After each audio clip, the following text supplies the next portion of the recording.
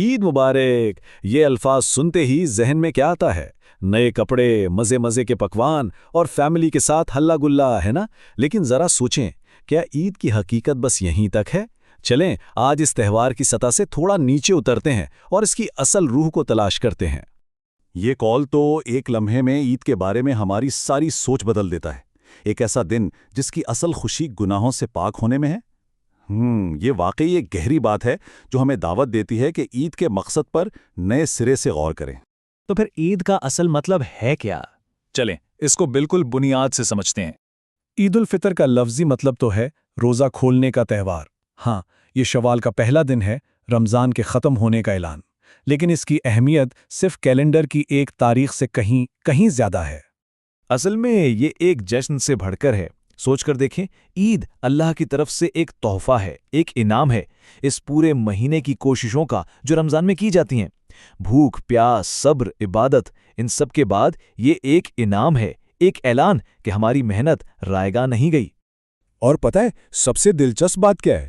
یہ انعام عید کا دن شروع ہونے سے بھی پہلے ملنا شروع ہو جاتا ہے۔ جی ہاں، چاند رات کو، جسے لیلۃ الجائزہ یعنی انعام کی رات کہتے ہیں۔ یہی وہ وقت ہے جب فرشتے زمین پر اتر کر روزہ داروں کے لیے بخشش اور انعام کے فیصلے لکھتے ہیں۔ تو یہاں ایک بہت اہم سوال سامنے آتا ہے۔ اگر عید اللہ کی طرف سے اتنا بڑا انعام ہے تو کیا ہمارا جشن منانے کا طریقہ اس انعام کی عظمت کے لائق ہے؟ یہ سوچنے والی بات ہے نا؟ کہ چاند رات صرف جشن کی نہیں بلکہ اپنے اعمال پر غور کرنے کی بھی رات ہے۔ اب ایک ایسا واقعہ سنتے ہیں جو لفظوں سے کہیں زیادہ عمل سے بتاتا ہے کہ عید کی اصل روح کیا ہے۔ ذرا تصور کریں، عید کا دن ہے، ہر طرف بچوں کا شور و غل، نئے کپڑے، خوشیاں، اور اس بھیڑ سے دور کونے میں ایک بچہ پھٹے پرانے کپڑوں میں بالکل اکیلا رو رہا ہے۔ اور پھر اس پر نظر پڑتی ہے رحمت للعالمین صلی اللہ علیہ وآلہ وسلم کی۔ جب آپ صلی اللہ علیہ وسلم نے اس سے پوچھا تو اس نے جو کہانی سنائی وہ دل ہلا دینے والی تھی۔ اس کا باپ ایک جنگ میں شہید ہو گیا تھا، ماں نے دوسری شادی کر لی اور سوتیلے باپ نے سب کچھ چھین کر گھر سے نکال دیا۔ سوچیں، عید کے دن وہ بچہ بالکل اکیلا تھا، بے سہارا۔ اور پھر وہ لمحہ آیا جس نے سب کچھ بدل دیا۔ نبی کریم صلی اللہ علیہ وآلہ وسلم نے صرف تسلی نہیں دی بلکہ ایک ایسی پیشکش کی جس نے اس کی پوری دنیا بدل دی۔ صرف باپ کا سایہ نہیں، ایک نیا خاندان، ایک نئی پہچان، ایک نئی امید دے دی۔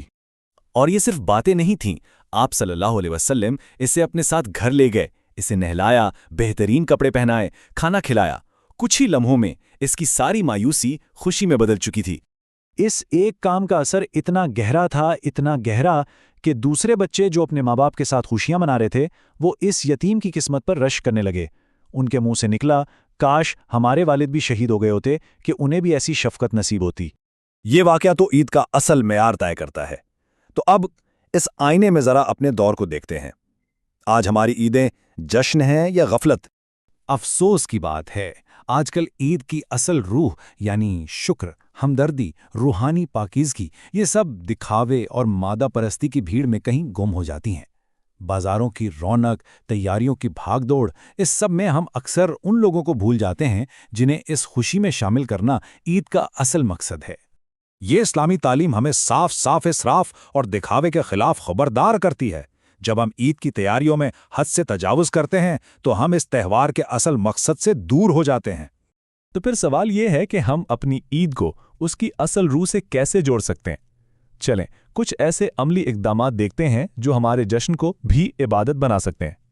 یہ صرف رسمیں نہیں ہیں بلکہ یہ وہ نبوی سنتیں ہیں جو ہماری عید کو بامانی بناتی ہیں۔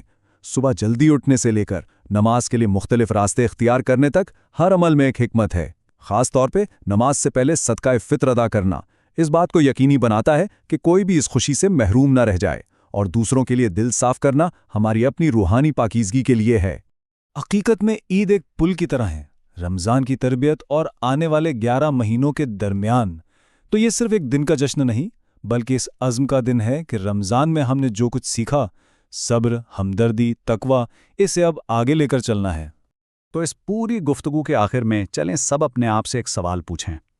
ہماری ان ظاہری خوشیوں سے ہٹ کر وہ کون سا ایک عمل ہوگا، شاید کسی یتیم کے سر پر ہاتھ پھیرنا، کسی سے پرانی رنجش ختم کرنا، یا کسی ضرورت مند کی چپکے سے مدد کر دینا، جو ہماری اس عید کو واقعی اللہ کے اس انعام کا حقدار بنا دے گا۔